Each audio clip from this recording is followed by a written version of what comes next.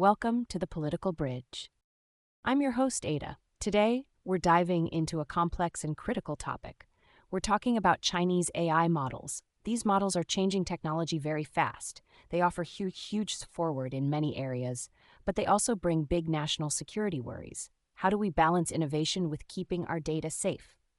Can we allow these powerful tools into our systems, or do we risk giving away too much? We need to think about what this means for our country's safety. We also need to think about our place in the global tech race. This isn't just about computers. It's about jobs, privacy, and national power. Nico and Jordan are here to help us understand these issues. Let's get started.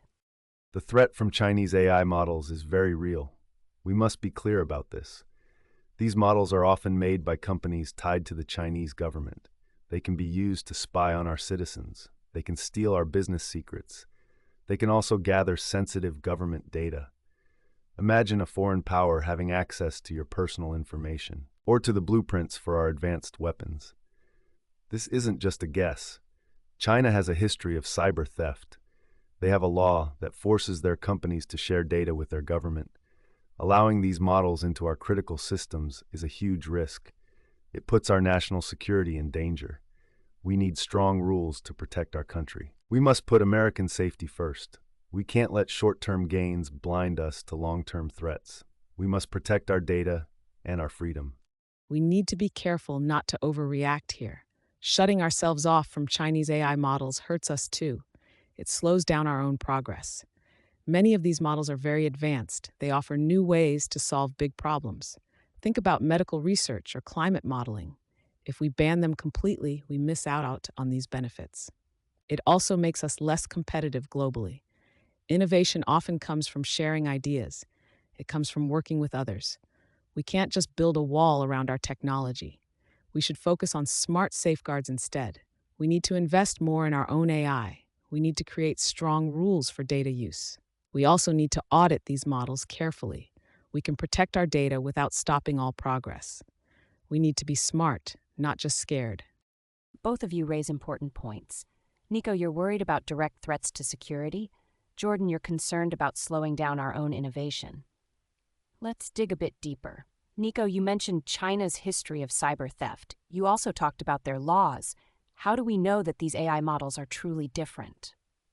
How do we know they are not just new tools for the same old goals? Jordan, you talked about smart safeguards. What would those look like in practice? How can we truly audit these complex models?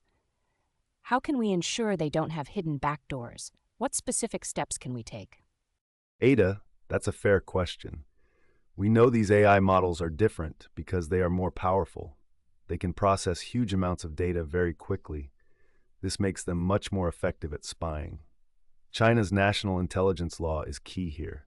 It forces any Chinese company to help with intelligence work. This means there's no real way to trust a Chinese AI model. Even if a company says it's independent, the law overrides that. We can't audit every line of code. These models are too complex. A hidden backdoor or a data sharing feature could be tiny. It could be very hard to find. The risk is simply too high. Our only true safeguard is to keep these models out of sensitive areas. We must develop our own trusted AI. We need to invest heavily in American AI. This is a matter of national defense. Nico, I understand your concern about trust, but a blanket ban isn't the answer. We can't just assume every Chinese AI model is a spy tool. That's too simplistic. Smart safeguards mean several things. First, we need independent third-party audits. These audits would check the code and the data flows. They would look for any unusual activity. Second, we can use sandboxing. This means running the AI in a secure, isolated environment. It can't access sensitive networks. Third, we need clear data governance rules. We must control what data these models can process. We also need to control where that data goes. We can also focus on open source AI. This allows everyone to see the code. This makes it harder to hide bad features. We need to be proactive, not just reactive. We must lead in AI, not fall behind. This leads us to a crucial point of tension. Nico, you argue that the inherent nature of Chinese law makes any Chinese AI model untrustworthy. You believe the risk of hidden backdoors is too high to manage. You say we simply can't audit them reliably. Jordan, you counter that robust auditing and sandboxing can provide sufficient protection. You believe we can manage the risk, but how do we bridge this gap? Nico, can you truly guarantee that American-made AI will always be free from similar vulnerabilities? Are we certain our own systems are perfectly secure? Jordan, how do you respond to the argument that a determined state actor could always find a way around even the best safeguards? How can we be sure audits catch everything? Ada, you're right to ask about American AI. No system is 100% secure, but the difference is intent and legal obligation. Our companies are not legally forced to share data with a foreign adversary. They are not forced to build spying tools. We have laws to protect privacy and intellectual property. We have courts to enforce them.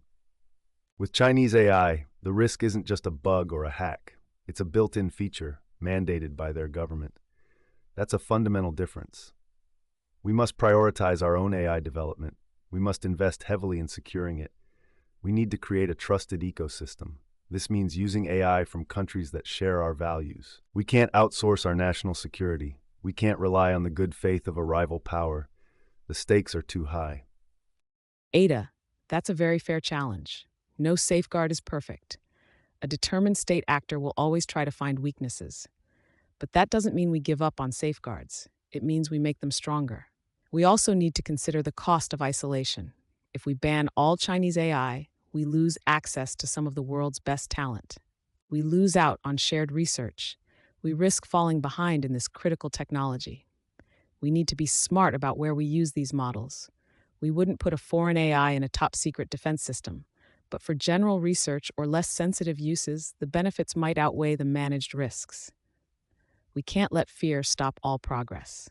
We need to be strategic. We need to compete, not just retreat. We can build our own strong AI while still engaging globally. The stress test revealed a core tension. It's about the nature of trust in a globalized tech world. Nico sees an unavoidable systemic risk in Chinese AI. He points to legal structures that compel data sharing. Jordan believes we can manage these risks with strong, smart safeguards. She emphasizes the cost of isolation. Both sides acknowledge that no system is perfectly secure, but they differ on where to draw the line. They differ on what level of risk is acceptable. This is a tough balance for any country to strike. We need to look at this from a practical viewpoint. If a Chinese AI model is used in our power grids, what happens?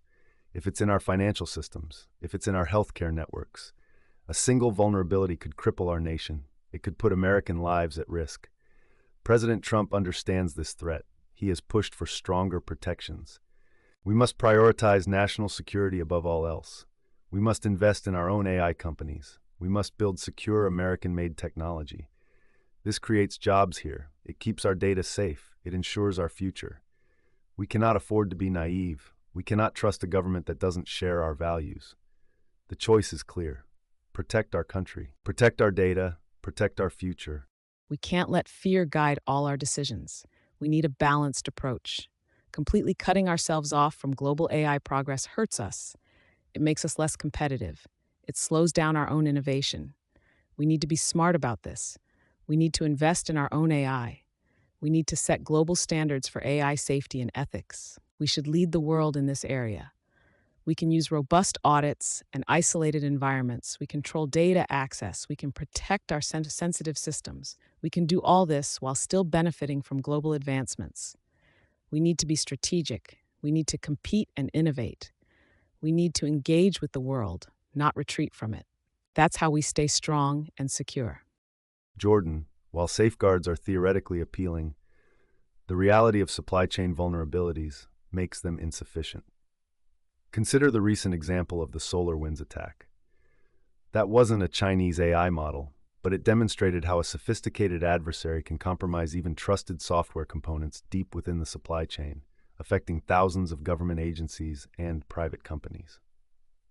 Now, imagine that vulnerability embedded not just in network management software, but within the foundational layers of an AI model developed under a state that mandates intelligence cooperation. We can audit the final product, but what about the training data, the underlying libraries, or even the hardware it runs on, which might also originate from untrusted sources?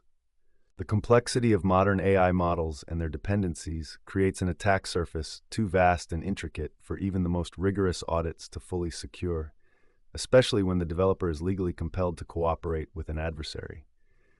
This isn't about fear, it's about recognizing the systemic risks inherent in a compromised supply chain. Nico, the SolarWinds analogy is important, but it actually strengthens the argument for robust, multi-layered security protocols, not for isolation. The lesson from SolarWinds wasn't that we should ban all third-party software. It was that we need better supply chain security, more rigorous vetting, and continuous monitoring. For AI, this means investing heavily in technologies like homomorphic encryption, which allows computation on encrypted data, and federated learning, where models are trained on decentralized data without ever centralizing sensitive information.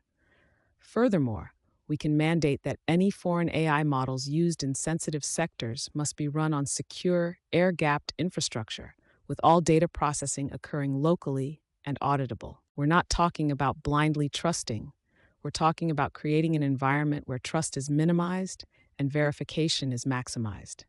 This approach allows us to leverage global innovation while building resilience, rather than retreating and ceding technological leadership to others. Thank you, Nico and Jordan, for this insightful discussion. It's clear that balancing innovation with national security in the age of AI is a complex challenge.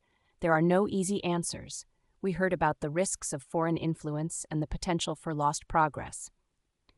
We also heard about the need for strong safeguards and global engagement. Your perspectives help us all understand the stakes. You can find more information and resources at tpbridgepod.com. Join us next time for another engaging discussion. Until then, stay informed, stay engaged, and keep bridging those political divides.